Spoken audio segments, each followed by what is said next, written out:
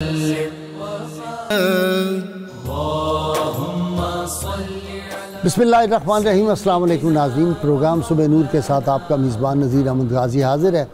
नाज़रीन इकराम, हज़रत अबू अनीस मोहम्मद बरकत अली साहब रहमहुल्लाह की मशहूर तालीफ़ अस्माउन नबील करीम सल्लल्लाहु अलैहि वसल्लम से एक इसमें मुबारक पढ़ने की सआदत हासिल कर रहा हूँ। सैयदना अलकायतु सल्लल्लाहु अलैहि वसल्लम, हमारे सरदार अपने अहलो अयाल पर ख़र्च करने वाले दुरूद व सलाम भेजे अल्लाह आप सल्लल्लाहु अलैहि वसल्लम, आपकी आले पाक और आपके सहाबा किराम पर। हज़रत सुबान रज़ियल्लाहु अन्हु से है कि हुज़ूर नबी करीम सल्लल्लाहु अलैहि वसल्लम ने इरशाद फरमाया, एक दिनार वो है जो तुम अल्लाह की राह में ख़र्च करते हो, एक दिनार वो है जो तुम ग़ुलाम आज़ाद करने पर ख़र्च करते हो, एक दिनार वो है जो तुम किसी मिस्कीन पर सदका करते हो, और एक दिनार वो है जो तुम अपने अहलो अयाल पर ख़र्च करते हो। इन सब में ज़्यादा अजर व सवाब उस दिनार पर मिलेगा जो तुम अपने अहलो अयाल पर ख़र्च करोगे।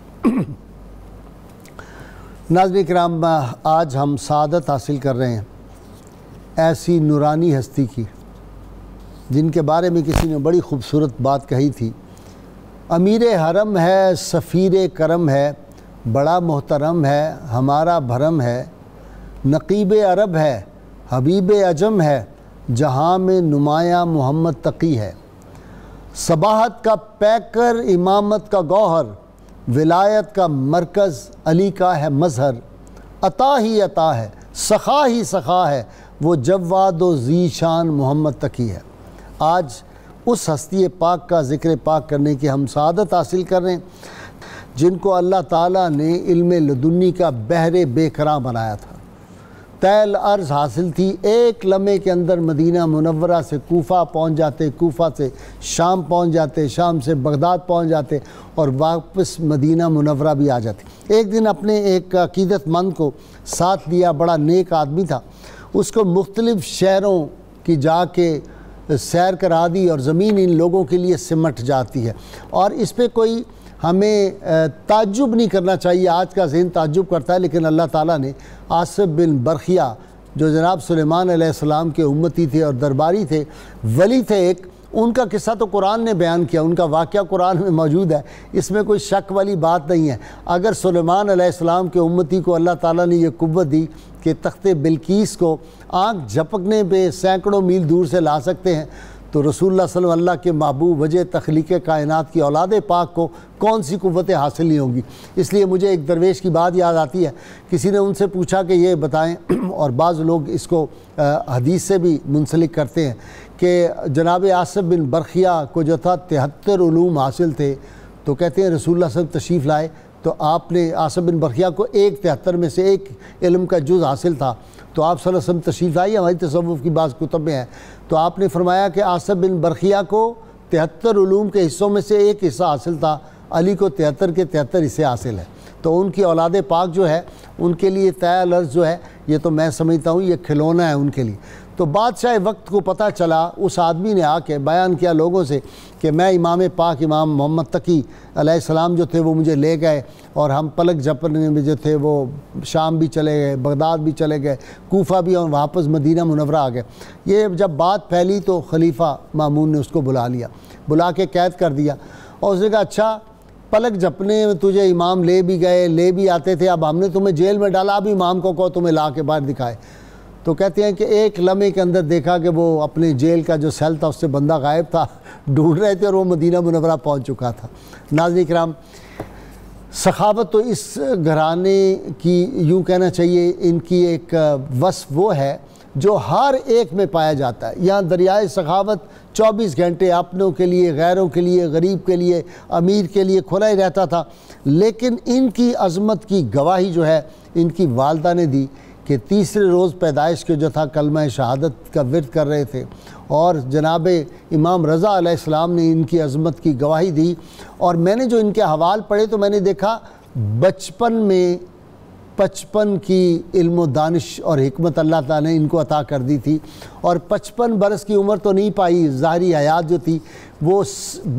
تمام اماموں میں سب سے کم عمر زاری جو ہے وہ انہی کی تھی، 25 برس میں ان کی شہادت بھی ہو جاتی ہے۔ لیکن علوم کا ایسا بحر ذخار تھے کہ بادشاہ وقت چاہتا تھا کہ ان کو علمی طور پہ جو ہے وہ شکست دے سکے، تو بڑے سے بڑے عالم بھی ان کے سامنے بلائے۔ جب وہ سوال کرتے تھے تو آپ سوال میں کہتے تھے کہ صاحب یہ سوال ناقص ہے، اس سوال کے فلاں فلاں اجزاء آپ نے نہیں پوچھے، اس سوال کے تو 80 اور بھی اس کی جو شاخیں ہیں سوال کی۔ تو وہ یہی بات سن کے نادم ہو کے واپس چلے جاتے تھے۔ انہوں نے کہا یہ علوم زاریہ نہیں ہے، یہ تو کوئی اور علوم ہے جو ان کو عطا ہوئے ہیں۔ تو ان کا سینہ جو تھا وہ تو نور کا بھی نگینہ ہوتا ہے اور علوم کا بھی دفینہ ہوتا ہے۔ یہاں تو ہر وقت علوم کے بھی چشمے بہہ رہے ہیں، سخاوت کے بھی چشمے بہہ رہے ہیں، علم کے، سخاوت کے، عدل کے، ہر شے کے چشمے۔ لیکن جو خلیفہ وقت ہے وہ کوشش کرتا ہے اپنی بیٹی ام فضل کا نکاح ان سے کر دیتا ہے، نکاح بھی ہو جاتا ہے۔ اب خیال یہ لوگ سمجھتے تھے کہ بادشاہ وقت تو اتنا بڑا بادشاہ، اتنی بڑی سلطنت، اب وہ کسی گورنر ہاؤس، وزیر اعظم ہاؤس، صدارت ہاؤس میں جائیں گے، وہ اپنے اسی سادے سے مکان میں ساری عمر رہے اور وہی اپنی زندگی سادہ جیسی بسر کی، جو کچھ آتا تھا وہ سب راہ خدا میں لٹا دیتے تھے۔ خود وہی کہ جہاں میں نان شعیر پر ہے مدار قوت حیدری، اقبال نے کہا تھا نا، تیری خاک میں ہے اگر شرر تو خیال فقر و غنا نہ کر، کہ جہاں میں نان شعیر پر ہے مدار قوت حیدری، اور جن کی رگوں میں وہ قوت حیدری والا نور، میں خون نہیں کہا کرتا، میں نور ہی کہا کرتا ہوں، اہل بیت اطہار کی رگ و ریشے میں نور تھا، ان کے چہروں پہ بھی نور تھا، ان کے قلب میں بھی نور تھا، ان کے ذہن میں بھی نور تھا، ان کی فکر میں بھی نور تھا، ان کی زبان میں بھی نور تھا، ان کے الفاظ میں بھی نور تھا، اور وہ نور کے چشمے آج بھی بہہ رہے ہیں۔ آج ان کا ذکر پاک، ان کی شہادت کا یوم ہے، امام محمد تقی علیہ السلام کا میرے ساتھ شریک گفتگو۔ پہلے میرے مہمان یار غیر میں اسلام کا پیغام امن و محبت بڑے سلیقے اور قرینے سے جو ہے وہ ادا کر رہے ہیں۔ اپنا ٹیلی ویژن بھی ہے، ولایت ٹی وی ان کا اپنا ہے، جس پہ بہت زیادہ دین اسلام کا کام ہو رہا ہے۔ علامہ ظہیر الحسن نقوی صاحب، بہت شکریہ علامہ، آپ تشریف لائے۔ ان کے ساتھ آپ کی جانی پہچانی شخصیت جناب پیر قمر الشکور احمد صاحب، جو ماشاءاللہ کالم نگار ہیں اور بڑی علمی شخصیت، روحانی، اور آخر میں صوفی نعت خان، اپنے انداز کے بڑے درد دل اور سوز دل سے پڑھنے والے حافظ محمد بابر سے منقبت بارگاہ امام میں آپ کو سنواؤں گا۔ میں ابتدا کر رہا ہوں اپنے مہمان سے، جناب علامہ ظہیر الحسن صاحب نقوی۔ جی علامہ صاحب، کچھ اشارے تو میں نے کر دیے، لیکن ان کی شخصیت، سیرت کا احاطہ یہ تو 100 پروگرام ہو تو شاید کچھ ہو سکے۔ بالکل جی، اور ماشاءاللہ آپ نے بڑی خوبصورتی کے ساتھ بہت ہی اچھا انٹرو جو ہے، اور بالخصوص جو 2-3 اشارے آپ نے فرمائے ہیں، میں آج کے زمانے کے حساب سے اس کو تھوڑا سا کھولنا چاہوں گا۔ جی ارشاد۔ نبی خدا محمد مصطفیٰ صلی اللہ علیہ وآلہ وسلم جب 3 دن کے بعد مولا کائنات علی بن ابی طالب کی جو ولادت خانہ کعبہ میں ہوئی ہے، جب تشریف لائے فاطمہ بنت اسد کے پاس، اور جب شہزادی نے مولا کائنات علی بن ابی طالب کو رسول خدا کے ہاتھوں میں دیا، تو نبی پاک محمد مصطفیٰ صلی اللہ علیہ وسلم کے جب ہاتھوں میں آئے ہیں تو سب سے پہلا کام جو رسول خدا محمد مصطفیٰ صلی اللہ علیہ وسلم نے انجام دیا تھا، وہ اپنی زبان مبارک جو ہے وہ مولا کائنات علی بن ابی طالب کے دہان مبارک میں تھی۔ سبحان اللہ۔ اب بعد میں ایک روایت ہے جس میں مولا کائنات علی بن ابی طالب ارشاد فرماتے ہیں کہ علمنی رسول اللہ الف باب وافتحت من کل باب الف باب، کہ رسول خدا نے مجھے جو ہے وہ 1000 باب علم کا سکھایا، اور ہر باب میں سے 1000 میں نے خود کھولا۔ اچھا، یہاں پر یہ جو رسول خدا محمد مصطفیٰ صلی اللہ علیہ وسلم کا پہلے دن مولا کائنات علی بن ابی طالب کو زبان دینا ہے، آج کے زمانے میں آج کے نوجوان کو سمجھانے کے لیے، اور آج ہم سمجھ سکتے ہیں آسانی کے ساتھ، اس سے پہلے مشکلات تھیں۔ جب ہم 2 ڈیوائسز کو ایک دوسرے کے قریب رکھتے ہیں اور ڈیٹا ٹرانسفر کرنا چاہتے ہیں، تو ڈیٹا ٹرانسفر ہوتا ہے لائٹ کے ذریعے، اور لائٹ ظاہرہ نور کا انگلش ٹرانسلیشن ہے۔ جب دونوں ڈیوائسیں ایک کمپنی کی، بلوٹوتھ بہت کچھ ہے، اگر دونوں ڈیوائسز جو ہیں وہ ایک ہی کمپنی کی ہوں، یعنی ایک ہی ان کا ماڈل ہو، اور ایک ڈیوائس جو ہے وہ فل ہے میموری اس کی، اور دوسری بالکل خالی ہے، اور دونوں کا جو ہے وہ جو ملتا ہے آپس میں ان کا فریکوینسی جو ہے، تو ہوتا یہ ہے کہ 1 سیکنڈ کے اندر ڈیٹا ٹرانسفر ہو جاتا ہے۔ نبی خدا محمد مصطفیٰ صلی اللہ علیہ وآلہ وسلم نے چونکہ یہ بھی نور ہے، انا و علی من نور واحد، اب یہ بھی نور ہے اور وہ بھی نور ہے، کمپنی ایک ہے، اللہ سبحانہ و تعالیٰ نے دونوں کو. تو رسول خدا نے در حقیقت ایک لمحے کے اندر جو علم لدنی پروردگار نے رسول خدا کو عنایت فرمایا تھا ٹرانسفر کر دیا تھا مولا کائنات علی ابن ابی طالب، اور اسی لیے پھر بعد میں بڑی ذمہ داری کے ساتھ فرمایا انا مدینۃ العلم و علی بابها. یہی سلسلہ چلتا رہا کہ ہر امام نے اپنے بعد میں آنے والے امام کو اسی طرح سے ڈیٹا ٹرانسفر کیا ہے. تو یہاں پر حسنین کریمین کو بھی تو آپ صلی اللہ علیہ وسلم لعاب دہانی اپنا چسایا، سیدہ زینب سلام اللہ علیہ کو بھی اپنا لعاب دہانی چسایا، بالکل ایسے، اور ٹرانسفر کرتے رہے نا جی ڈیٹا. اب یہ تھا کہ جہاں پر بھی آئمہ علیہ السلام کو فرصت ملی ہے تو انہوں نے وہ جو علم لدنی حاصل کیا ہوا تھا اس کو ظاہر کیا ہے. امام تقی علیہ السلام کے متعلق ملتا ہے کہ جب امام رضا علیہ السلام کی شہادت ہوتی ہے 203 میں، چونکہ ان کی ولادت 195 تھی ہے، تو یہ 8 سال کے تھے، جس کا مطلب یہ ہو کہ آفیشلی 8 سال میں یہ امام وقت تھے. اور بڑا عجیب ہوتا ہے کہ مطلب اتنی چھوٹی عمر میں 8 سال کے بچے، پھر میرا وہ فکرہ بہت اچھا ہو گیا ہے جی کہ بچپن میں 55 بالکل ایگزیکٹلی نظر آتا ہے. لیکن چونکہ وہ ڈیٹا ٹرانسفر ہو چکا ہوا ہے تو اب جو ہی ان کو فرصت ملی ہے تو یہاں پر آ کر امام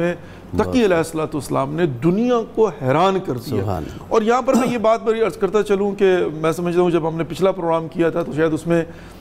فرصت نہیں تھی کہ اس کو جو ہے نا وہ بتایا جا سکتا ہے. امام رضا علیہ السلام کو بھی فرصت ملی تھی مناظرات کی، اور مناظروں کے ذریعے امام رضا علیہ السلام نے بھی اپنے علم کو ظاہر کیا تھا، جس میں ایک بڑا مشہور مناظرہ ملتا ہے جاسلیق کے ساتھ کہ جب عیسائی آئے ہیں مناظرہ کرنے کے لیے تو مسلمان علماء جب جاتے تھے اس کے سامنے ایک سمپل سوال کرتا تھا، وہ کہتا تھا یہ بتاؤ کہ کیا تم حضرت عیسیٰ کو مانتے ہو؟ تو مسلمان کہتے تھے بالکل جی، ہمارے نبی برحق حضرت عیسیٰ علیہ السلام اللہ کے پیغمبر ہیں. تو وہ اپنا خلیفہ مامون کی طرف رخ کرتا تھا، وہ کہتا تھا کہ یا خلیفۃ المسلمین، ہم 2 گروہ ہیں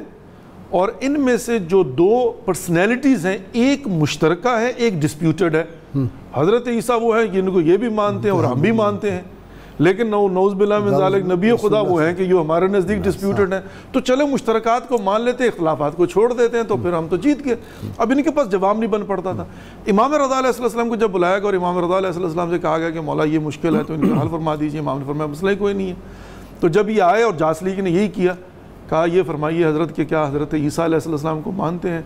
تو امام رضا علیہ السلام نے مسکرا کے ایک جملے میں اس کو کہتے ہیں چیک میٹ کر دیا. امام فرماتے ہیں میں اس حضرت عیسیٰ علیہ السلام کو مانتا ہوں جو میرے نبی محمد مصطفیٰ صلی اللہ علیہ وآلہ وسلم کی بشارت دینے کے لیے آیا تھا. نبی بعدی اسمہ احمد، بات ختم.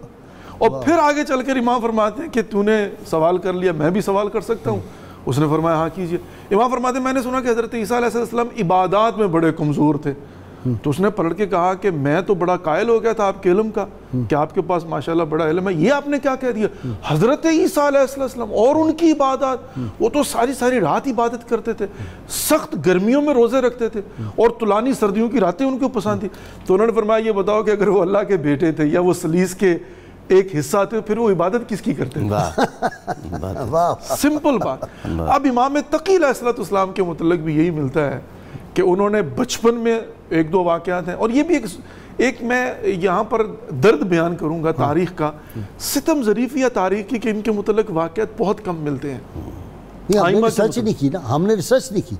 یہ میں جب پروگرام کر رہا ہوتا ہوں ائمہ کرام پہ تو پیر صاحب بھی بیٹھے ہوئے ہیں، بعض اوقات ہمیں مواد جو ہے وہ بہت اب وہ جو تھی فاطمہ بنت حسن، امام حسن کی صاحبزادی سیدہ فاطمہ بنت حسن، ہاں بنت حسن، ان پہ ہم نے پروگرام کیا جی پچھلے ہفتے. مواد ہی کوئی نہیں مل رہا. اصل میں یہ ہے نا کہ حکومتیں ہمیشہ مخالفین کے ہاتھ میں اصل بات یہ رہی، انہوں نے بار بار ان کے اذکار کو مٹانے کی کوشش کی. معجزہ ہے کہ آج بھی جو ہمارے پاس موجود ہے اس کے باوجود الحمدللہ رب العالمین دلوں میں ہے نا جی، بے شک دلوں میں ان کی محبت ہی ختم ہو سکتی قیامت تک. بالکل ایسے. تو امام تقی علیہ السلام کے متعلق یہ ہے کہ انہوں نے بھی اور ان کو یہ چانس ملا کہ انہوں نے مناظروں کے ذریعے الحمدللہ رب العالمین جس کی طرف پیر صاحب جی کیا ان کا انداز گفتگو ہوگا جی، حاضر جوابی اماموں کی علم، اصل بات یہ ہے جی کتابی علم لدنی کا مقابلہ کر ہی نہیں سکتا، جہاں اس کی انتہا ہوگی وہاں اس کی ابتدا ہوگی۔ بسم اللہ الرحمن الرحیم، بہت خوبصورت جملہ آپ نے کہا، اور اسی کو میں آگے بڑھاتے ہوئے حضرت پیر سید مہر علی شاہ علیہ رحمت ملفوظات مہریہ میں ارشاد فرماتے ہیں کہ کسبی چیزیں وہبی چیزوں کو کبھی بھی نہیں پہنچ سکتی، اچھا، اور جو ائمہ اہل بیت اطہار ہیں ان کو تمام کا تمام علم جو ہے وہ وہبی ہے، اور دیگر جو اولیاء کاملین ہیں ان میں اکثریت جو ہے وہ ان کو کسب کے ذریعہ ذکر اذکار مجاہدات اور ریاضات کے ذریعہ سے روشنی عطا ہوتی ہے۔ اس لیے آپ نے فرمایا، اب اس کو آگے ایک واقعے سے مربوط کر دیا آپ، کہ جب حضرت امام علی رضا علیہ السلام کی شہادت ہوئی تو کچھ وقت گزرنے کے بعد حضرت امام محمد تقی علیہ السلام کو بھی مامون نے بغداد مدینہ منورہ سے بغداد بلا لیا اور کافی عرصہ آپ سے ملاقات نہ کی۔ ایک دن مشیت خدا نے آگے بڑھنا تھا، آگے بات چلنی تھی، ایک دن آپ ایسے راستے پہ جلوہ افروز ہوئے جہاں سے مامون کی سواری نے گزرنا تھا، اور جب باقی بچے سب بھاگ گئے لیکن آپ کھڑے رہے، مامون نے سواری روکی اور پوچھا کہ شہزادے باقی سب بھاگ گئے ہیں، آپ کیوں کھڑے ہیں؟ تو آپ نے اتنا حکیمانہ جواب ارشاد فرمایا کہ نہ تو راستہ تنگ ہے کہ میرے جانے سے راستہ کھل جاتا، اور نہ ہی تو کوئی ایسا ظالم شخص ہے یا ایسا بد مزاج ہے کہ میرا کھڑا رہنا تجھے ناگوار گزرے گا۔ اس نے اس بات پر آپ کی یعنی ذہانت کی داد دی، چلا گیا اور اپنا شکار جو ہے وہ باز کے لیے چھوڑا۔ دیکھا باز واپس پلٹا تو دیکھا کہ باز گیا ہوا میں ہے لیکن اس کی چونچ میں مچھلی ہے۔ وہ مچھلی لے کر جب آیا تیتر یا کسی چیز کا شکار کرنے تھا، مچھلی آ گئی، اس کے بازدار نے جب پکڑا اور مچھلی لا کر بادشاہ کو پیش کی تو وہ بڑا حیران ہوا کہ مچھلی تو پانی میں ہوتی ہے، دریا میں ہوتی ہے، یہ فضا سے مچھلی کیسے آ گئی؟ تو اس نے اسی راستے کو اختیار کیا۔ امام رضا علیہ السلام اسی راستہ پہ جلوہ افروز تھے۔ اس نے کہا کہ یہ آپ بتائیں میرے ہاتھ میں کیا ہے؟ آپ نے ارشاد فرمایا فضا میں معرفت الہیہ کے کچھ دریا رواں ہیں جن میں مچھلیاں بھی ہیں، اور بادشاہ اپنے بازوں کو چھوڑتے ہیں، وہ ان مچھلیوں کا شکار کر کے آتے ہیں اور بادشاہ ہاتھ میں لے کر آل محمد کا امتحان لیتے ہیں کہ کیا وہ جان سکتے ہیں یا نہیں۔ اب یہ سارے کا سارا سوال بھی اس نے پوچھا آپ ہیں کون؟ تو فرمایا میں محمد علی رضا کا بیٹا ہوں، محمد بن علی ہوں۔ اس نے کہا بے شک آپ کی یہ شان ہے۔ پھر وہ آپ کو لے کے محل کی طرف بڑھتا ہے اور جا کر آپ کا تعارف کرواتا ہے سب کے ساتھ کہ یہ علی رضا علیہ السلام کے صاحبزادے ہیں حضرت امام محمد تقی علیہ السلام۔ اسے یاد ہی نہ کیا کہ یہ وہ خاندان پاک ہے جہاں کنکریاں جو ہیں ابو جہل کے ہاتھ میں بولتی ہیں۔ بے شک سبحان اللہ۔ اور میرا ایمان ہے کہ اگر اس سے آگے معاملہ چلتا تو وہ امام فرما دیتے کہ میں بتاؤں کہ یہ جو تمہارے ہاتھ میں یہ بتا دیں، تو مچھلی بول کے تصدیق کر دی۔ کیوں جی آپ کی طرف آتا ہوں علامہ صاحب؟ اس میں کوئی شک نہیں ہے کہ پروردگار نے ان کو معجزات کرامات عنایت فرمائی اور ان کا تصرف تھا، اور یہ اولی الامر تھے ہر زمانے کے اندر اپنے زمانے اچھا میں۔ بادشاہ نے اپنا داماد بنا لیا، پھر کیوں مخالفت؟ اصل میں یہ بھی ایک پرانی روش ہے، جس طرح سے کہا جاتا ہے نا جی کہ ہر زمانے کے اندر فطرت انسان کی چینج نہیں ہوتی۔ حاکمان وقت اور جتنے بھی حکمران گزرے ہیں زمانے کے اندر انہوں نے ہمیشہ اس طرح سے کوشش کی ہے۔ اس کے ذہن میں یہ تھا کہ میں امام تقی علیہ السلام کو اپنی بیٹی دوں گا، یہ میرے گھر داماد ہوں گے، ایک تو میں ان کو کنٹرول کر لوں گا، اور دوسرا یہ ہے کہ میری جو حکومت کی ایک شرعی حیثیت ہے وہ ان کی وجہ سے جو ہے وہ عوام کے سامنے مانی جائے گی۔ لیکن وہ بری طرح ناکام رہا، اس لیے کہ یہ تو ظاہر ہے اللہ سبحانہ و تعالیٰ کے نمائندے ہیں اور انہوں نے روئے زمین کے اوپر، یہ مامون کا دور ہے، یہ مامون کا دور۔ تو مامون کی وہ دوسرے بھائی سے بھی تو بہت تھی نا مخالفت، مخاصمت، وہ آپس کی مخالفت تو ان کی ظاہر ہے، اس لیے بھی وہ چاہتا تھا کہ اگر امام میرے ساتھ آ جائے تو پھر لوگ جو ہیں وہ ان کا رجحان میری طرف ہوگا، میری طرف کہ امام تو ان کے ساتھ، وسیلہ بنا کر جو ہے نا امام تقی علیہ السلام کو وہ اپنی اصل میں جو ہے نا وہ حکومت کی راستے کو ہموار کر رہا تھا۔ لیکن الحمدللہ رب العالمین، اور پھر حتیٰ یہ ہے کہ اچھا یہ بھی ایک عجیب سی بات ہے کہ ایک طرف تو وہ امام تقی علیہ السلام کو اپنی بیٹی دیتا ہے، اور دوسری طرف یہ سمجھتے ہو کہ چونکہ کم سن ہیں تو ان کو بڑے بڑے مناظروں کے سامنے، یعنی بڑے بڑے مناظر جو زمانے کے مانے ہوئے ہیں، مانے ان کے سامنے کہ حتیٰ یہ کہ یحییٰ ابن اقسم قاضی القضات تھا اور بہت ہی منجا ہوا قاضی تھا، اور بہت ہی یعنی اس زمانے کے اندر کہتے ہیں کہ بہت بڑا اس کا نام تھا، یکتا، مطلب اس زمانے میں اس پائے کا بندہ کوئی نہیں تھا، تو باقاعدہ سے لا کر جو نا مناظرے کے لیے کھڑا کر دیا سامنے. اب امام کا سن ظاہری کم ہے اور سامنے یحییٰ ابن اقسم ہے، دنیا جانتی ہے اور سارے کا سارا دربار لگا ہوا ہے. تو اس نے آ کر جب سوال پوچھا نا، کہا کہ حضور یہ فرمائیے کہ کیا حالت احرام میں صید کرنے کا کفارہ کیا ہے؟ تو امام نے پلٹ کر کیا خوبصورت جواب دیا، کہا کہ اپنے سوال کو تو کمپلیٹ کرو. یہاں پر تو 80 کم از کم جو ہے نا سوال اس ایک سوال سے نکلتے ہیں کہ وہ جو ہے وہ صید کرنے والا پہلی مرتبہ کر رہا ہے، بار بار کر چکا ہے، عمدن کر رہا ہے، ساون کر رہا ہے، جانتا ہے نہیں جانتا ہے، یہاں پر حالت احرام میں ہے، محرم ہے یا نہیں ہے، اور وہ جو ایریا ہے وہ کون سا ہے، اندر ہے یا باہر ہے، یہ شکار چھوٹا ہے یا بڑا ہے، جانور ویچ. جب امام نے جو ہے نا تفصیل بیان کرنا شروع تو شرمندہ ہو گئے ایک مرتبہ، کہا کہ میں عاجز ہوں، اب اس کی آپ تشریح فرما دیجئے. امام نے جو ہے وہ ایک ایک جو ہے وہ کفارہ وہاں پر بیان کیا. مجھے بریک لینی ہے علامہ صاحب، آپ کی گفتگو ماشاءاللہ بہت خوبصورت جاری ہے. ناظرین کرام، یہ اہل بیت اطہار کا میں متعدد مرتبہ پہلے بھی اپنے پروگراموں میں عرض کر چکا ہوں، ان کا ذکر جو ہے یہ عبادت ہے. اہل بیت اطہار کے چہروں کو دیکھنا بھی عبادت ہوتی ہے. تو اس موقع پر جب یہ ذکر پاک ہو رہا ہوتا ہے تو اللہ تعالیٰ کی رحمتوں کا نزول ہوتا ہے، اور ایک روایت کے مطابق انسان کے گناہ اہل بیت اطہار کا ذکر کرنے اس طرح جھڑتے ہیں جیسے خشک پتے موسم خزاں میں جھڑ جاتے ہیں درختوں سے. تو یہ گناہوں کا کم بیک. ناظرین کرام، ایک اہل محبت نے بڑی خوبصورت بات کہی تھی، میرا جی چاہ رہا ہے آپ کو اس میں شامل کروں. انہوں نے کہا کہ ان کے ذکر پاک کی خوشبو بتاتی ہے ہمیں، ان کے ذکر پاک کی خوشبو بتاتی ہے ہمیں، آ کے بیٹھے ہیں ہمارے درمیاں حضرت تقی. سبحان اللہ صلی اللہ. ناظرین کرام، امام تقی علیہ السلام جاتے ہیں اور کوفہ میں جا کے ایک پرانی مسجد ہے اور وہاں نماز کا وقت ہو گیا. آپ نے وضو فرمایا تو ایک سوکھا ہوا درخت پرانا وہاں پہ تھا. جب وضو کر کے تشریف لے گئے، اگلے دن لوگوں نے دیکھا تو وہ سارا ثمر آور ہو چکا ہے، سارا پھل جو ہے اس پہ بھر چکا ہے. تو میرا تو خیال یہ ہے کہ امام پاکوں کا جو ذکر لوگ کرتے ہیں تو وہ ان کا ایمان بھی ثمر آور ہو جاتا ہے، پھر ایمان کو بلندی بھی مل جاتی ہے، عشق کو سچائی بھی مل جاتی ہے، روح کو عرفان بھی مل جاتا ہے، اور دماغ کو ایقان نصیب ہو جاتا ہے. کیوں پیر صاحب؟ جی میں چاہتا ہوں کہ اس کی موضوع کی برکت کو اور بڑھاتے ہوئے ذرا ایک آیت سے تمسک کر لوں.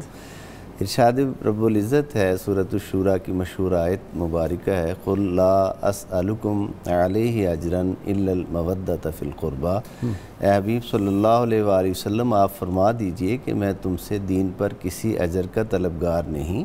اگر تمہیں خود سے لحاظ اور خیال ہے میرے احسانات کا تو میرے قرابت داروں کے ساتھ محبت کرنا. حضرت عبداللہ ابن عباس، اللہ کریم فرما رہے ہیں کہ محبوب آپ فرما، خود نہیں رسول اللہ صلی اللہ علیہ وسلم مانگا. جی کول کا لفظ نہیں اجر مانگا. جی نہیں، کول کا لفظ جو ہے وہ یہی ہے نا کہ حبیب آپ فرما دیجئے. آپ فرما دیں. جی حضرت عبداللہ ابن عباس رضی اللہ تعالیٰ عنہما نے اپنی تفسیر ابن عباس میں اس آیت کا شان نزول یہ بیان فرمایا ہے کہ بعض اغنیاء صحابہ رضوان اللہ، جنہیں اللہ تعالیٰ نے دولت ایمان کے ساتھ ساتھ مال دنیا سے بھی نوازا تھا، انہوں نے باہم مشاورت کی کہ رسول خدا صلی اللہ علیہ وآلہ وسلم کے ہم پر بہت زیادہ احسانات ہیں، اور حضور علیہ السلام کے اخراجات کے لیے، آپ کی جو شان استغنا ہے اس کے لیے ہم اپنے مال دنیا سے کچھ حصہ نکال کر پیش بارگاہ نبوت کریں. جب اپنے اس ارادہ کو عملی جامہ پہنانے کے لیے وہ حضور سید دو جہاں صلی اللہ علیہ وآلہ وسلم کی بارگاہ میں حاضر ہوئے تو آقا نے ارشاد فرمایا کہ ٹھہرو، امر الہی کا انتظار کرو. اور پھر یہ مبارک آیات نازل ہوئیں جس میں ارشاد یہ فرمایا گیا کہ میرے حبیب صلی اللہ علیہ وآلہ وسلم کو عطا کرنے کے لیے میں ان کا پروردگار کافی ہوں، ان کو کسی چیز کی طلب نہیں ہے، ان کو کسی چیز کی حاجت نہیں. اگر تم اللہ کے رسول صلی اللہ علیہ وآلہ وسلم کے احسانات کا مقروض اپنے آپ کو سمجھتے ہو تو اس کی ادائیگی کی بہترین صورت یہ ہے کہ قرابت داروں کے ساتھ محبت رکھیں. اب یہاں ایک بہت ہی اہم جملہ عرض کرنا چاہتا ہوں کہ باوجود ہے کہ متعدد صحابہ کرام علیہم رضوان کا تعلق بھی سرزمین مکہ سے تھا، ہجرت کر کے مدینہ پہنچے تھے، زبان بھی عربی تھی، لیکن بارگاہ نبوت کے آداب کا تقاضا یہ تھا کہ وہ اپنی مرضی سے قرآن کے معانی نہیں کرتے تھے، بلکہ حضور صلی اللہ علیہ وآلہ وسلم سے عرض کرتے تھے کہ آقا ہمیں ہمارا پروردگار یہاں کیا ارشاد فرماتا ہے۔ سبحان اللہ۔ یہ ادب بارگاہ نبوت صلی اللہ علیہ وآلہ وسلم بھی ہے، اور اس میں یہ راز بھی ہے کہ وہ جانتے تھے کہ منشاء پروردگار کو جتنا اللہ کا رسول سمجھتے ہیں اتنا ہم نہیں سمجھتے۔ چنانچہ اس آیت کے بارے میں بھی جب انہوں نے عرض کیا کہ یا رسول اللہ صلی اللہ علیہ وسلم وہ اہل مودت کون ہیں، تو آپ صلی اللہ علیہ وآلہ وسلم نے ارشاد فرمایا علی و فاطمہ و ابناہما، وہ علی ہیں، فاطمہ ہیں اور ان کے بیٹے ہیں۔ یہاں ایک جملہ معرفت کا عرض کرنا چاہتا ہوں کہ وہ بیٹوں کی ظاہری حد تو ہے حسنین کریمین، لیکن یہ آنے والے سارے بیٹے حضرت مولا علی مرتضیٰ اور حضرت فاطمہ زہرا سلام اللہ علیہ کی علامہ صاحب مامون کا انتقال ہو گیا بادشاہ کا، اور اسی دن فرما دیا کہ اب ہمارا 30 ماہ بعد ہم بھی رخصت ہو جائیں گے۔ جی بالکل، یہ ان کی نگاہ اتنی ہوتی تھی۔ علم تو ان کے پاس اللہ سبحانہ و تعالیٰ نے دیا ہوا تھا، اور قضاء و قدر کے معاملات کے اندر علم انسان کو ذمہ دار نہیں بناتا کہ مطلب انسان اگر جانتا ہے تو جانتے بوجھتے بعض اوقات کہتے ہیں کہ کیسے چل دیے۔ علم تھا، اور نظام کائنات میں یہ دخالت نہیں کرتے تھے بائن معنی کہ جہاں پر ضروری سمجھتے تھے کرتے تھے، ولا قضاء و قدر کے فیصلوں پر تسلیم بالرضا تھے۔ وہ اگر مالک نے لکھا ہوا ہے کہ فلاں دن ہے تو یہ کہتے ہیں ہم تیار بیٹھے ہیں۔ وہ امام حسین علیہ السلام کو مشہور جملہ رضن برضاہ و تسلیم جو اللہ کی رضا پر راضی ہیں اور اللہ کے امر پر تھا۔ اور وہی ہوا کہ ام الفضل نے جب زہر دیا ہے امام تقی علیہ الصلوۃ اچھا ام فضل نے دیا ہے زہر؟ جی جی جی اچھا جی، اور نہ فقط یہ بلکہ جو تاریخ ملتی ہے بہت ہی مطلب خوفناک ہے کہ اس نے باقاعدہ زہر دینے کے بعد، اب امام حسن مجتبیٰ کو بھی زہر دیا گیا تھا اور یہاں پر بھی اس کو زہر دیا گیا، اور یہ تقریباً مماثلت ملتی ہے چونکہ وہاں پر بھی زوجہ نے دی، یہاں پر بھی زوجہ نے دی، لیکن اس نے جو لیکن وہاں اختلاف ہے امام حسن والی اختلاف ہے، لیکن ہاں بشوار اختلاف ہے اس میں نہیں ہے، اس میں تو متفق ہے، لیکن اس میں جو ایک ایڈیشنل اس نے جو کیا ہے وہ یہ تھا کہ جب امام تقی علیہ السلام کو اس نے زہر دیا اور ان کی جو کیفیت بدلی ہے، اور وہ جب زہر کا اثر ہوا ہے تو اس نے بعض روایات کے مطابق یہ ملتا ہے کہ باقاعدہ سے دروازہ بند کر کے تو باہر اس نے باقاعدہ جیسے گانے کے انداز میں، پڑھنے کے انداز میں کچھ اس طرح سے آوازیں پیدا کی ہیں کہ امام کی چیخ و پکار باہر نہ جائے، کانوں تک نہ پہنچے، ہوئے ہوئے ہوئے، اور وہ اندر ظاہر ہے مطلب تکلیف ہو رہی، تکلیف کے اندر ہے، اور یہ اس قدر شقی القلب تھی، یہ اس کو جو ہے نا وہ کہا جا سکتا ہے۔ اور ویسے ایک تو بات ہے نا جی، شہزادی تھی، بادشاہ کی بیٹی، اور فقیری کی زندگی گزارنی پڑ جائے تو بڑا مشکل ہوتا ہے۔ جو اہل اقتدار کی بیٹیاں ہوتی ہیں نا، ان کو ذرا کوئی گرم ہوا آ جائے تو پھر بڑی تکلیف ہوتی ہے۔ صحیح، وہ کانسیکوینسز جو ہے نا وہ تو خیر بہرحال ان کے اپنے ہوتے ہیں۔ اگر آپ اجازت دیں تو میں تھوڑی سی پیر صاحب نے بڑی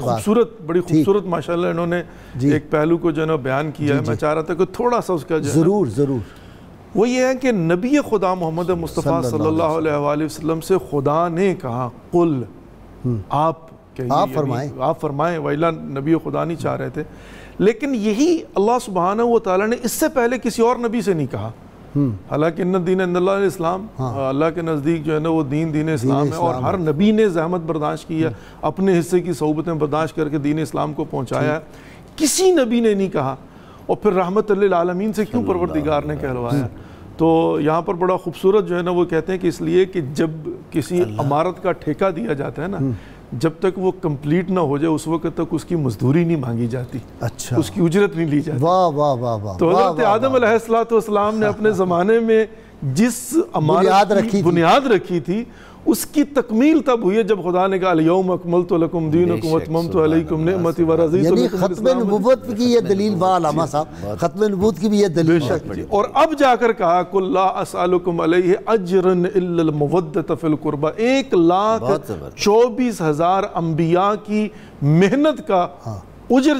جو ہے وہ کیا ہے؟ یہ مودت فی القربہ ہے۔ واہ واہ واہ۔ اچھا پھر وہ بھی تو ہے نا جو حدیث بخاری شریف کی کہ لوگ آتے ہیں، ایک عمارت ہے خوبصورت، اس کو دیکھتے ہیں اور جو دیکھتا ہے تعریف کرتا ہے، لیکن کہتا ہے ایک اینٹ کی کسر ہے، وہ آخری اینٹ میں ہوں۔ سبحان اللہ۔ تو پھر خطبہ حجۃ الوداع کا جو آخری خطبہ ہے اس میں بھی 2 چیزوں کا ارشاد فرمایا ہے، پہلی اللہ کی کتاب اور دوسری میرے اہل بیت، اور اہل بیت اور قرآن ساتھ ساتھ ہے، ان کو جدا بھی نہیں کیا جا سکتا۔ کوئی بندہ یہ نہیں کر سکتا ہے میں اہل بیت کو مانتا ہوں قرآن کو نہیں، قرآن کو مانتا ہوں اہل بیت کو نہیں مانتا، نہ ہو ہی نہیں سکتا، ایمان ہی نہیں ہو سکتا، ہو ہی نہیں سکتا۔ ان کی محبت جزو ایمان ہے۔ بے شک بے شک، اس میں کوئی شک اچھا اگر کوئی آدمی ان کی شان پاک میں کوئی ہرزہ سرائی کرتا ہے تو وہ مسلمان ہو سکتا ہے؟ مسلمان اس کا رہنا جو ہے اس میں ہو سکتا ہے کہ چونکہ جب ہم اصول دین کی بات کرتے ہیں تو تھوڑا اختلاف کے ساتھ جو ہے نا یہ ہوتا ہے کہ 3 میں ہمارا اشتراک ہے، توحید، نبوت اور قیامت، لیکن جہاں پر تھوڑا اضافی ہوتا ہے کہ ہم توحید کے ساتھ عدل الہی کو لے کر آتے ہیں کہ توحید ہے تو اللہ کی وحدانیت کے ساتھ عدل ہے، اور نبوت کے ساتھ امامت ہے۔ ایمان میں خلل نہیں واقع ہو جائے گا اگر نبی کریم صلی اللہ علیہ وسلم فرمائیں کہ ان 2 کو تم مضبوطی سے تھامے رکھنا، پیر صاحب آپ کی طرف میں آ جاتا ہوں کہ دونوں کو تھامے رکھنا۔ اگر ایک آدمی کہتا ہے جی میں تو قرآن کو نہیں مانتا تو اس کا ایمان رہ جائے گا؟ نہیں رہ سکتا۔ اگر کہتا ہے میں اہل بیت کو مانتا ہی نہیں، بے شک لازم و ملزوم میں سمجھتا ہوں کہ ایمان میں خلل واقع ہو جائے گا۔ لازم و ملزوم پکڑے رہنے کی خود حضور صلی اللہ علیہ وآلہ وسلم تاکید فرما رہے ہیں نا جی، اور یہ وہ خطبہ حجۃ الوداع ہے جس میں تمام چیزوں کے حقوق، تمام رشتوں کے، تمام تعلقات متعین کر دیے حضور نے کمپلیٹ ہیومن چارٹر آف جو ہے وہ آپ نے بیان فرما دیا اس میں۔ تو اس کو اب دیکھنا چاہیے کہ وہاں اپنی اہل بیت کے بارے میں جو تاکید کی ہے، حضرت زید بن ارقم رضی اللہ تعالیٰ عنہ سے مروی یہ حدیث ہے اور دیگر صحابہ کرام سے مروی، صحیح مسلم میں بھی ہے، متفق علیہ حدیث ہے کہ آقا نے فرمایا یہ 2 چیزیں گراں قدر ہیں، ان کی طرف دھیان رکھنا، اگر ان سے تمہارا تعلق جڑے رہو گے تو تم کامیابی پہ ہو، اور اگر ان سے تعلق جو ہے وہ کمزور ہوا اور مضبوطی سے تھامے رکھنا۔ مجھے پوچھا نا فیڈرل شریعت کورٹ میں فل بینچ تھا جب یہ نبی کریم صلی اللہ علیہ وسلم کی شان پاک میں گستاخی جو کرے اس کی سزا، گستاخ رسول کی سزا کے بارے میں، تو میں نے فل بینچ میں جسٹس گل محمد مرحوم کے یہی دلیل دی تھی اس زمانے میں۔ میں نے کہا تھا کہ اس لیے اس کی سزا صرف موت ہے، کوئی اور سزا نہیں، چونکہ جب کوئی جج جو ہے کسی کو چھوڑتا ہے، سزا کو کم کرتا ہے، تو اس کے دل میں ایک رحم کا جذبہ آ جاتا ہے۔ مثلا اس کی عمر کم تھی، اس کے کسی بڑے نے کہا کہ تم یہ کام کر دو، اس نے غیرت میں آ کے یہ غصے میں کام کر دیا، تو اس کے دل میں ایک رحم پیدا ہوتا ہے۔ تو جو گستاخ نبی ہے وہ تو اس سرچشمہ رحمت سے اپنا رشتہ ہی توڑ لیتا ہے، اس پہ رحم کیسے کیا جا سکتا ہے؟ تو یہ ایک دلیل میں نے جو دی تھی وہاں پہ کہ وہ اپنا رشتہ اس سرچشمہ رحمت سے توڑ لیتا ہے۔ اس لیے تو ایمان جو ہے وہ نبی کریم صلی اللہ علیہ وسلم کی محبت کا نام ہے، سایہ رحمت سے خود دور ہو جاتا ہے۔ تو جب وہ خود دور ہو جاتا ہے تو پھر اس کے اگر اہل بیت اطہار کی شان میں کرے گا گستاخی تو اذیت دے گا، اہل بیت اطہار کو تو دے گا ہی دے گا، حضور صلی اللہ علیہ وسلم کو ناراض کرے گا، اور جس نے رسول اللہ صلی اللہ علیہ وسلم کو ناراض کیا اس نے اللہ کو ناراض کیا، اور اس پہ متعدد حدیث موجود ہے۔ اس میں میں ایک چھوٹی سی بات عرض کرتا چلوں، اصل بات یہ ہے کہ انی تارکم فیکم مستقلن کتاب اللہ و اطراتی، جہاں پر جا کر بحث شروع ہوتی ہے وہ یہ ہے کہ مانتے سب ہیں، یہ جو دائرہ اسلام سے خارج ہونے والی بات ہے نا، وہ پرابلم یعنی یہاں پر آ کر بچت یہ ہو جاتی ہے کہ جس پر ہم جو کہتے ہیں کہ وہ ان کو دائرہ اسلام سے خارج نہیں کیا جاتا، مانتے ہیں۔ اب اس کے درجات پر جا کر جو ہے نا وہ کیا مانتے ہیں، کتنا مانتے ہیں، وہاں پر جا کر نا یہ میں کہتا ہوں اس پہ بچت ان کی اس طرح سے دکھ ہوتی ہے۔ اگر خدا نخواستہ غصاق ہو تو پھر تو اس میں علامہ صاحب یہ نہیں بحث کرنی چاہیے ہمارے ہاں کہ جی علیہ السلام ان کو نہیں کہنا چاہیے، ان کو فلانی کچھ کہو، بس وہ الفاظ استعمال کرو جو ان کی بارگاہ کے علامہ ہلی نے کیا ہمارے کہنے سے ان کا مقام کم ہو جائے گا؟ علامہ ہلی نے اس کا بڑا پیارا ایک جواب دیا ہے جی۔ ایک مرتبہ بحث ہوئی تھی ایسی طرح سے، تو کسی نے ان سے پوچھا کہ آپ ان کو علیہ السلام کیوں کہتے ہیں؟ انہوں نے کہا کہ ابھی بھی تجھے شک ہے واقعہ کربلا کے بعد جب خدا فرماتا ہے وَلَنَبْلُوَنَّكُمْ بِشَيْءٍ مِّنَ الْخَوْفِ وَالْجُوعِ وَنَقْصٍ مِّنَ الْأَمْوَالِ وَالْأَنفُسِ وَالثَّمَرَاتِ وَبَشِّرِ الصَّابِرِينَ الَّذِينَ إِذَا أَصَابَتْهُمْ مُصِيبَةٌ قَالُوا إِنَّا لِلَّهِ وَإِنَّا إِلَيْهِ رَاجِعُونَ اولئک علیہم صلوات من ربہم ورحمہ۔ تو جب اللہ سبحانہ و تعالیٰ جن پر مصیبتیں نازل کرتا ہے اور ان کو بشارت بھی دیتا ہے، اگر وہ انا للہ و انا الیہ راجعون کہیں، ان پر اللہ کی طرف سے درود و سلام ہے، تو واقعہ کربلا کے بعد کیا آل محمد کو علیہ السلام کہنے میں کوئی شک ہے؟ یعنی یہاں پر تو کہ بحث ہی جو ہے نا وہ قرآن کی آیت سے بحث ہی ختم ہو جاتی ہے کہ آپ کس طرح سے اللہ سبحانہ و تعالیٰ نے ایک کرائٹیریا بنا دیا ہے، اور اگر کوئی شخص کہے کون سی مصیبت، بھائی واقعہ کربلا کے بعد بھی کوئی مصیبت ہوگی۔ میں نے نا جی سیدنا ابو طالب پہ پروگرام کیا، کافی ہم نے ان کے پروگرام، انہوں نے جو نبی کریم صلی اللہ علیہ وسلم کی خاطر جو قربانیاں دی ہیں وہ ایک لازوال اور بے مثال قربانی ہیں۔ تو میں پروگرام کر کے جب گیا تو ہائی کورٹ میں ایک صاحب مجھے ملے، انہوں نے کہا پہلے تو میں نے آپ کے بیٹے کو ووٹ دینا تھا، یہ 2 سال پہلے کی بات ہے، تو اب میں اس کو ووٹ نہیں دوں گا۔ میں نے کہا کیوں؟ اس نے کہا آپ نے ابو طالب پہ پروگرام کر دیا ہے اور آپ نے اس کی شان بیان کر دی ہے فلاں۔ تو میں ہنس پڑا اور میں نے کہا جی ایک سوال آپ سے میں کرتا ہوں، ووٹ آپ دیں نہ دیں آپ کی مرضی ہے، اس پہ میں نہیں کوئی آپ سے بحث کرتا۔ یہ بتائیں کہ آپ صلی اللہ علیہ وسلم تشریف فرما ہوں، سبحان اللہ، اور میں اور آپ دونوں وہاں پہ بیٹھے ہوں، آپ سیدنا ابو طالب کے خلاف بات کریں، میں ان کے حق میں بات کروں، اللہ اکبر، حضور صلی اللہ علیہ وسلم کس کی بات پہ خوش ہوں گے؟ یہ آپ نے اپنے ایمان سے جواب دینا ہے۔ تھوڑی دیر سوچ کے کہتا ہی مجھے ٹائم دے دے، میں بعد میں آگے بتاؤں گا۔ پھر انہوں نے ووٹ دیا یا نہیں دیا؟ پتہ نہیں دیا کہ نہیں دیا، لیکن وہ جو لوگ سن رہے تھے نا انہوں نے کہا جی واقعی یہ آپ نے زبردست آرگومنٹ، ایک دوست ہمارے کہا جی انوکھی لاگ لگا دیا آپ نے، اس کے ہاتھ پاؤں باندھ دیے۔ میں نے کہا جس شخصیت کا ذکر کریں اور اللہ کے محبوب صلی اللہ علیہ وسلم خوش ہوں تو اس کے بارے میں، ان کے مقام کے بارے میں تم کوئی شک و شبہ کر سکتے ہو؟ حضرت امام محمد تقی علیہ السلام کی بارگاہ بھی دیگر ائمہ اہل بیت اطہار کی طرح جود و سخا کا مرکز تھی، اور آپ کے در دولت پہ جو سائل حاضر ہوتا، جس طرح کی ضرورت پیش کرتا، اسے نوازا جاتا تھا، اور آپ کس طرح آنے والوں کے معاملات کی نگہداشت فرماتے تھے کہ ایک عقیدت مند حاضر خدمت ہوا اور اس نے آپ کی ایک خاتون عقیدت مند کا ذکر کیا کہ میں جب سفر میں چلا تھا آپ کی زیارت کے لیے، تو اس نے مجھے یہ پیغام دیا تھا کہ آپ اپنے پیرہن مبارک سے، لباس مبارک سے کوئی کپڑا بطور تبرک عطا کریں جسے کفن میں اپنے ساتھ رکھوں، مجھے برکت حاصل ہو۔ تو آپ نے فرمایا ام الحسن کو اب اس کی ضرورت نہیں رہی، اس عورت کی کنیت، اس کو اب ضرورت نہیں رہی،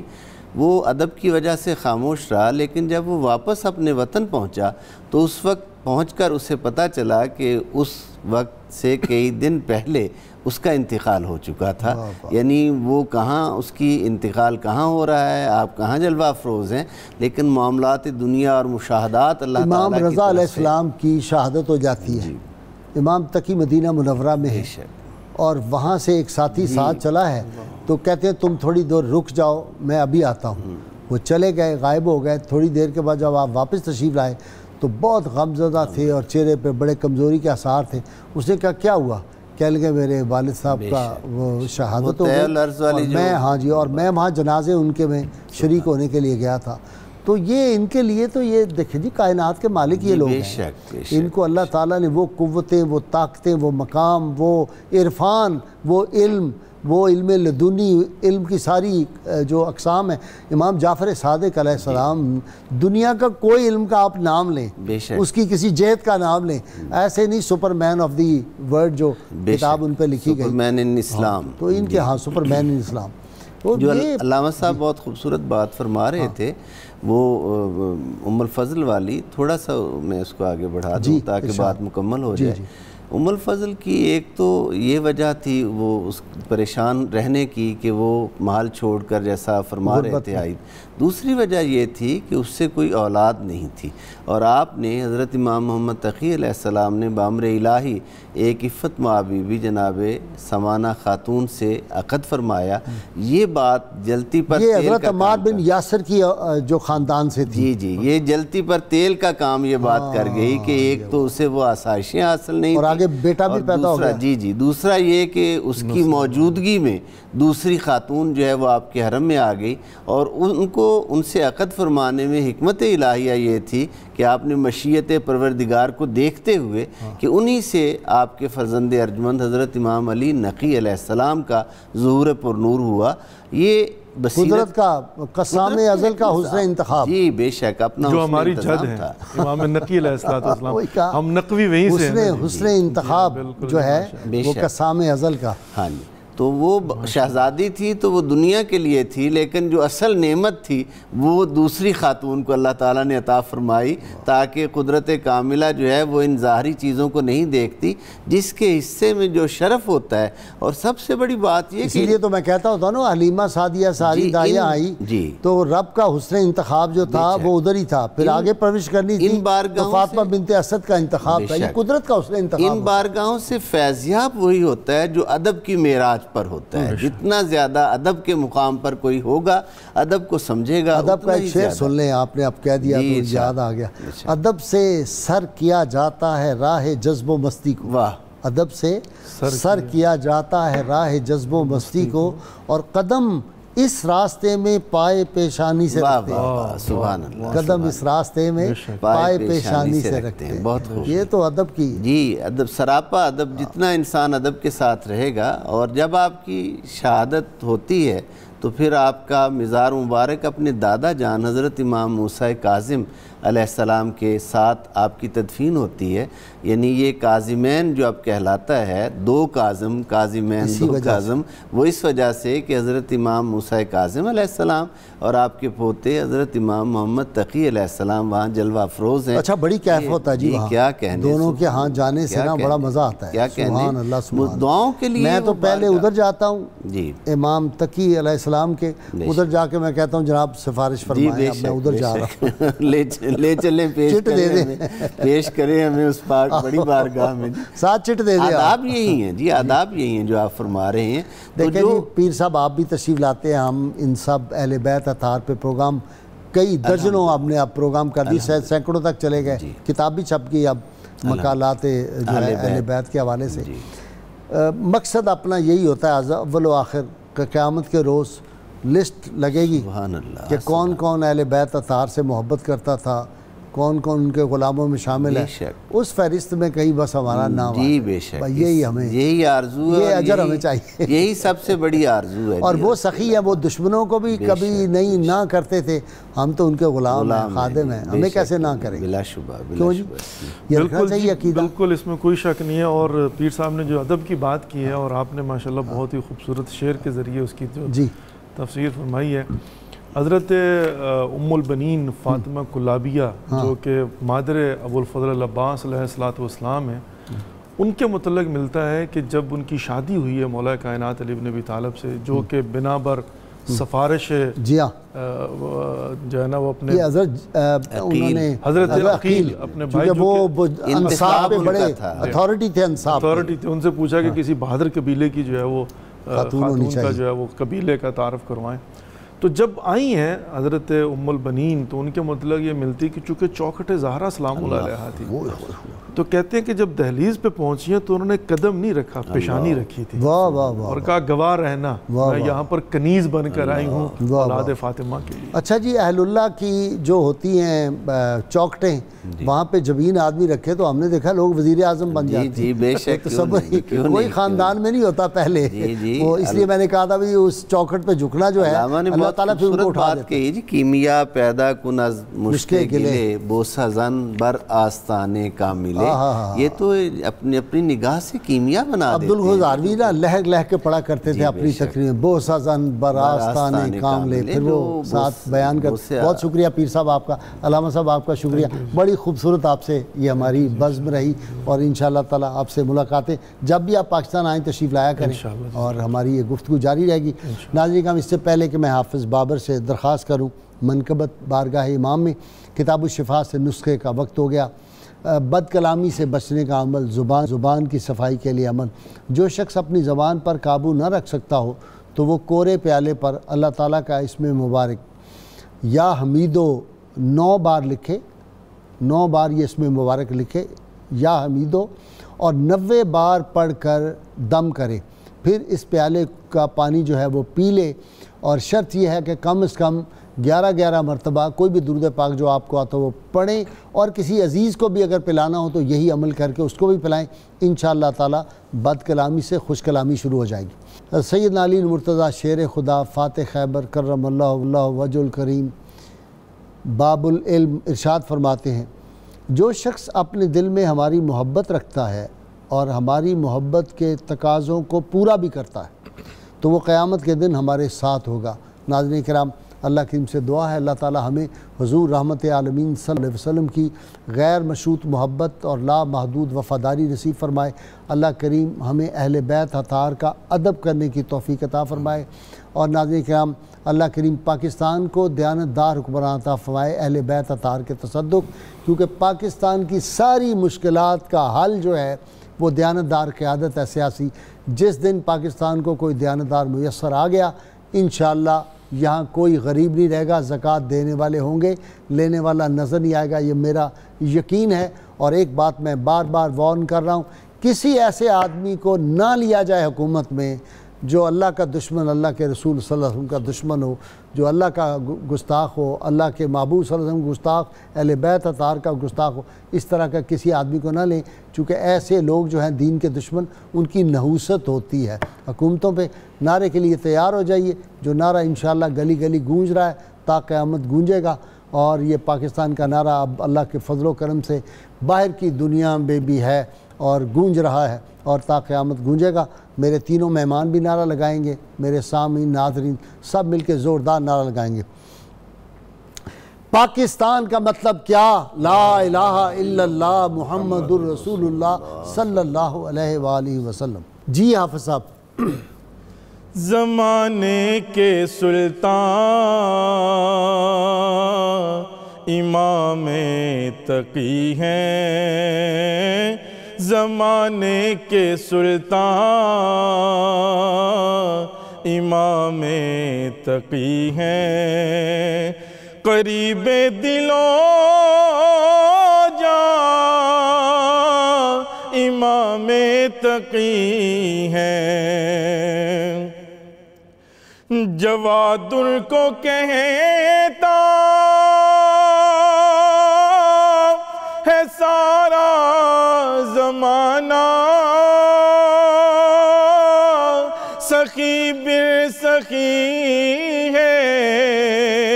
علی کا گھرانہ، سخی بر سخی ہے علی کا گھرانہ، جو سائل کو حد سے زیادہ نوازیں، جو سائل کو حد سے زیادہ نوازیں، وہ ایسے مہرباں امام تقی ہیں، جدا ان کی شان امامت ہے واللہ، فقیروں پہ ان کی عنایت ہے واللہ، فقیروں پہ ان کی عنایت ہے واللہ، وہ جن کی دلوں پہ حکومت ہے واللہ، وہ جن کی دلوں پہ حکومت ہے واللہ، وہ دریائے عرفان امام تقی ہیں، اور ذکر سن کے اجمل سبھی جھومتے ہیں، اور الفاظ نو کے قلم چومتے ہیں، اور الفاظ نو کے قلم چومتے ہیں، نظم میری منظور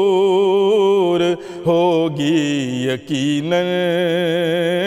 نظم میری منظور